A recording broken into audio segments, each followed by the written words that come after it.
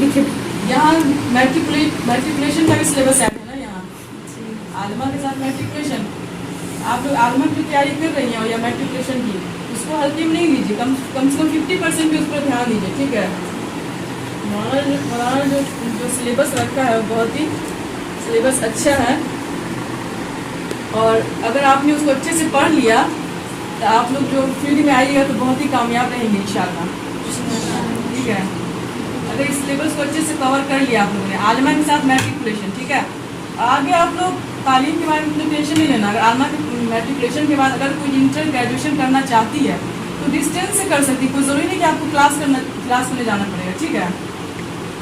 आपको जो दावत का काम करना वो करते ही रहना है, लेकिन अगर यहाँ से मैट्रिकुलेशन आपने कर लिया है उसके साथ इंटर ग्रेजुएशन या जो भी है PG करना है, PhD करना, जो भी चीज़ करना है, उसके लिए आप डिस्टेंस जो है आसानी पैदा हो गई है। आप इसमें क्या होता है, बस उसमें एडमिशन लेना है, बुक आपके घर पे आ जाएगी, आपको खुद से तैयारी करनी है, और उसमें असाइनमेंट मिलता है, असाइनमेंट बनाना, जमा करना और इम्तहान देना, उसमें क्लास वगैरह कुछ नहीं करना पड़ता है। तो पहली चीज़ हमने क्या बताई कि आप लोग को अपनी अरबी मजबूत करनी है ना, अरबी, और दूसरी चीज़ इंग्लिश। ये 2 लैंग्वेज पे बहुत ध्यान देना आप लोगों को, ठीक है।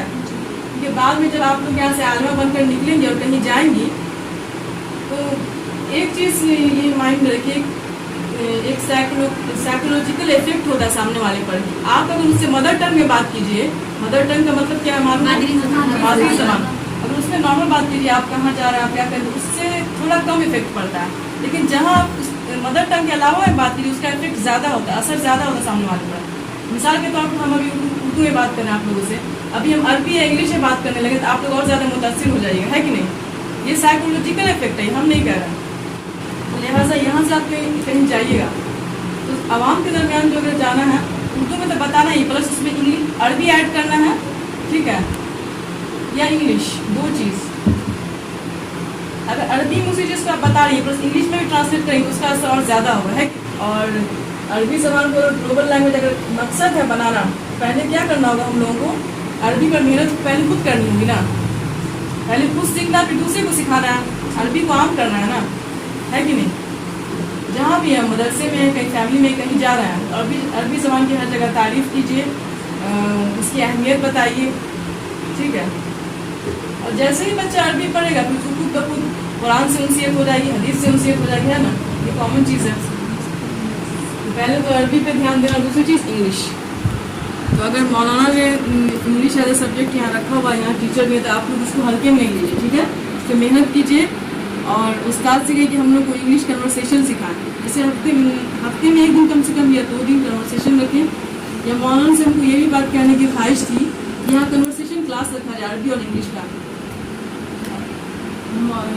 ये ख्वाहिश थी कहने की, अगर मौलाना चाहे तो ऐसा कर सकते हैं, ये आप लोगों के लिए बेहतर रहेगा।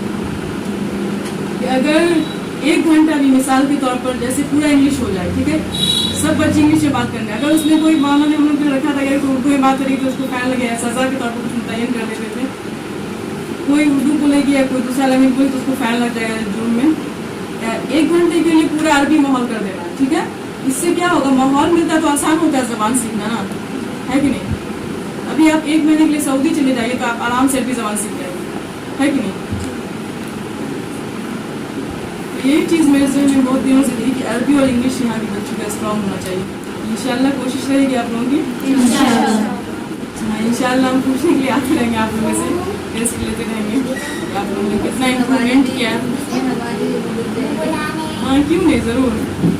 एक चीज़ पर आप लोगों के लिए तो दूसरी टिप्स लेंगे आप लोगों को, ठीक है।